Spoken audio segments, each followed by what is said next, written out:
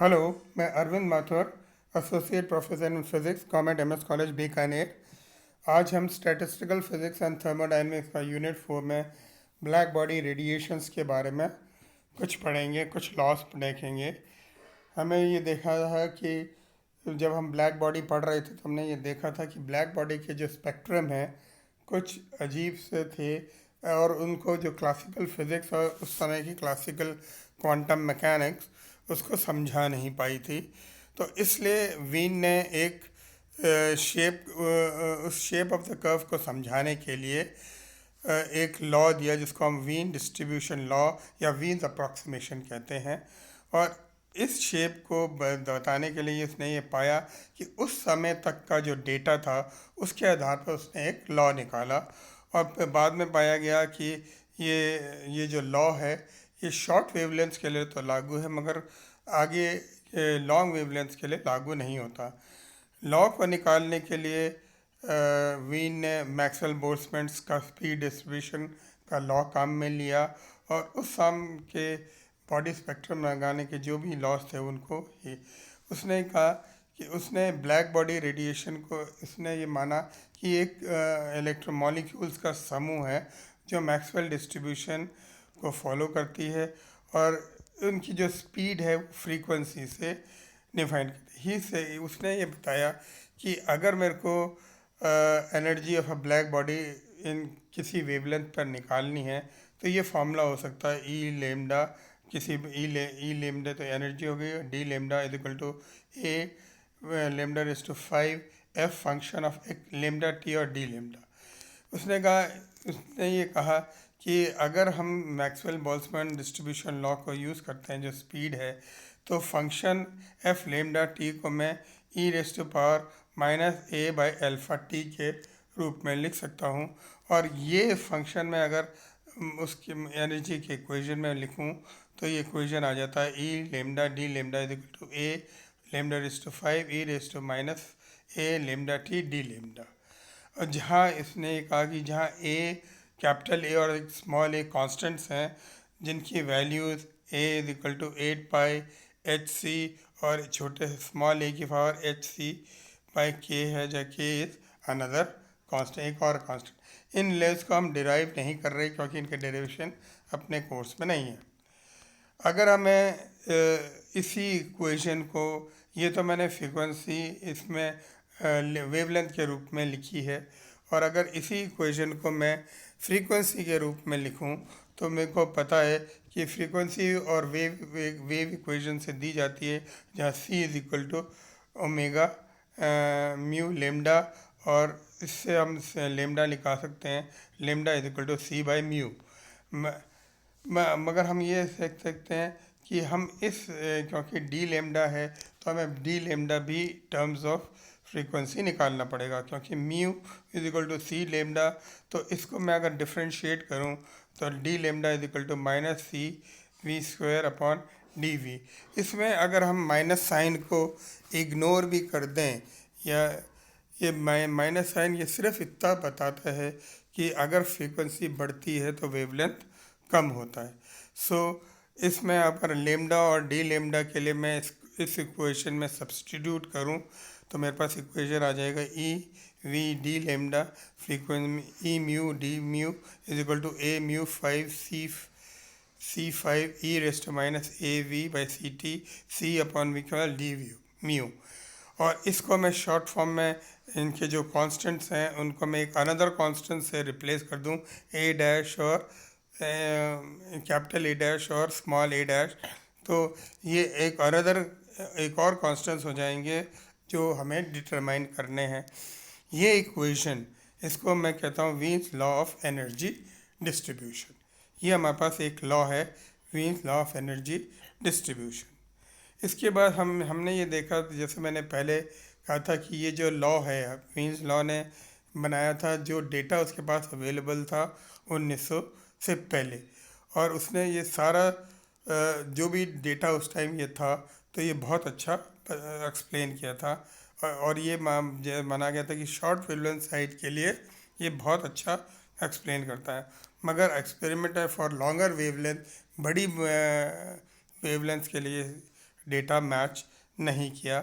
तो हम कहते हैं कि वीन्स का जो लॉ है वो shorter wavelength at lower temperature पर ही काम करता है, but high experimental curves for longer wavelength at higher temperature पर ये फेल हो जाता है जी।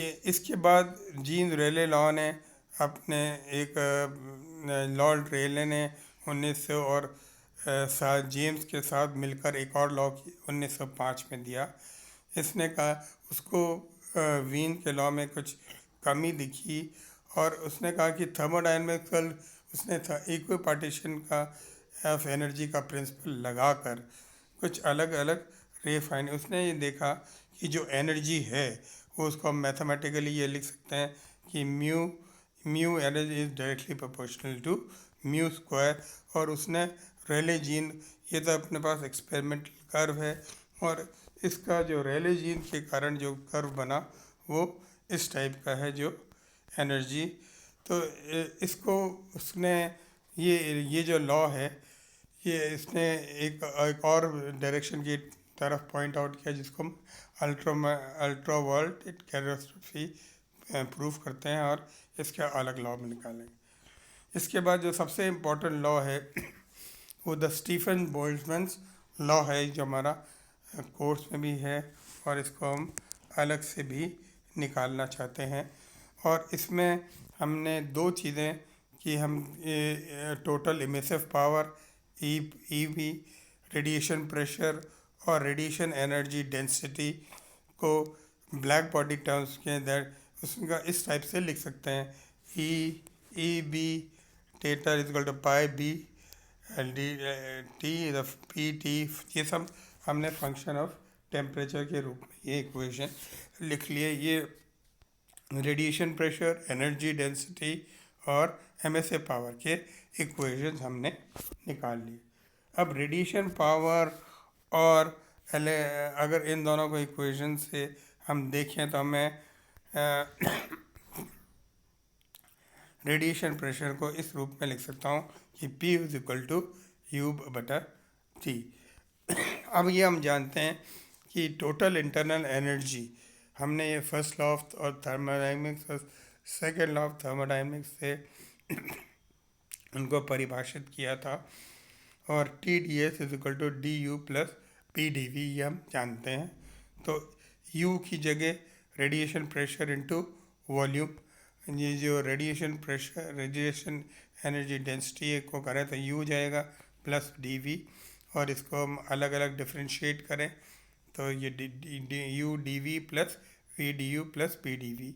अब वी डी यू और पी हम जानते हैं कि U/3 है तो इसके अंदर मैंने लिख दिया तो ये इक्वेशन बन गया we D U plus 4U/3 दोनों को कर लेते जोड़ के बाई 3 डी वी।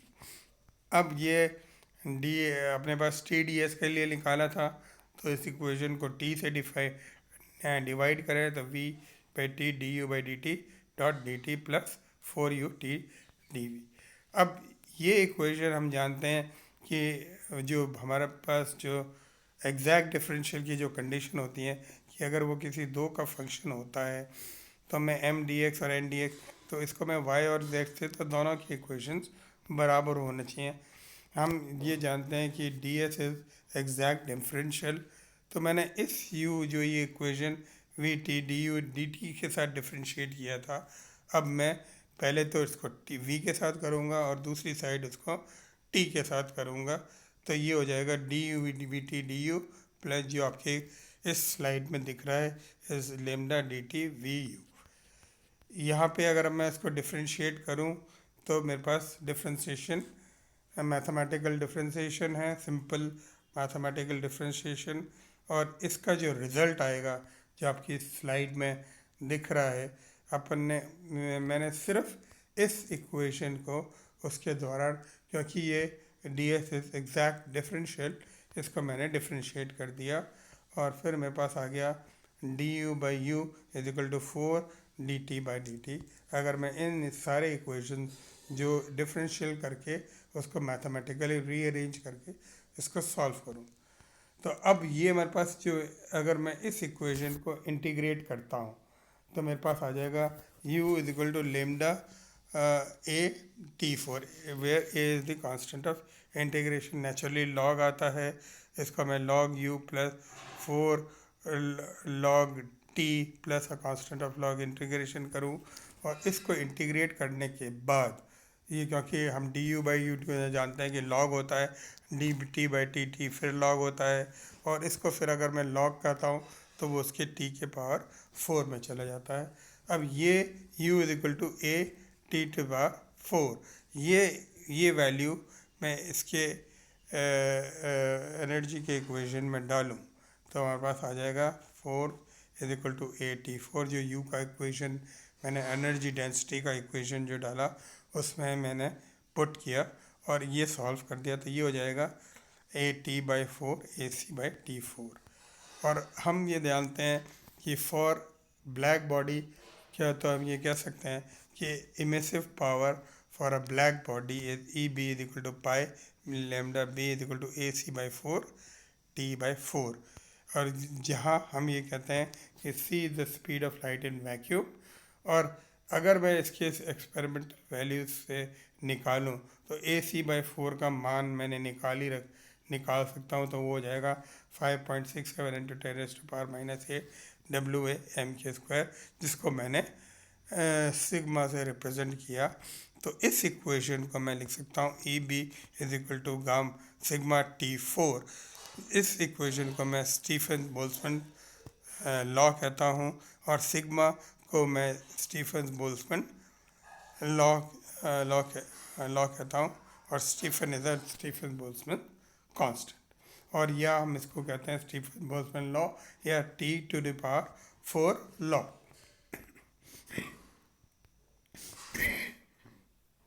अब ये कहते हैं कि स्टीफन लॉ है,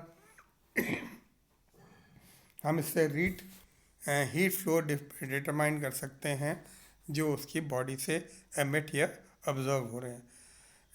इसको हम स्टीफन लॉ तो कह ही रहे हैं, इसको स्टीफन बोल्ट्जमैन लॉ की जगह हम सिर्फ स्टीफन लॉ भी कह सकते हैं। और इसमें एक कांस्टेंट ऑफ प्रोपोर्शनैलिटी आया है जिसका वैल्यू 5.670 इंटू 10⁻⁴ जूल्स पर सेकेंड पर मीटर पर K4। तो this is all about Stefan Boltzmann law. Radiation, black body radiations के कुछ अन्य लॉज भी हैं जिसको हम अलग लेक्चर में पढ़ें। Thank you very much.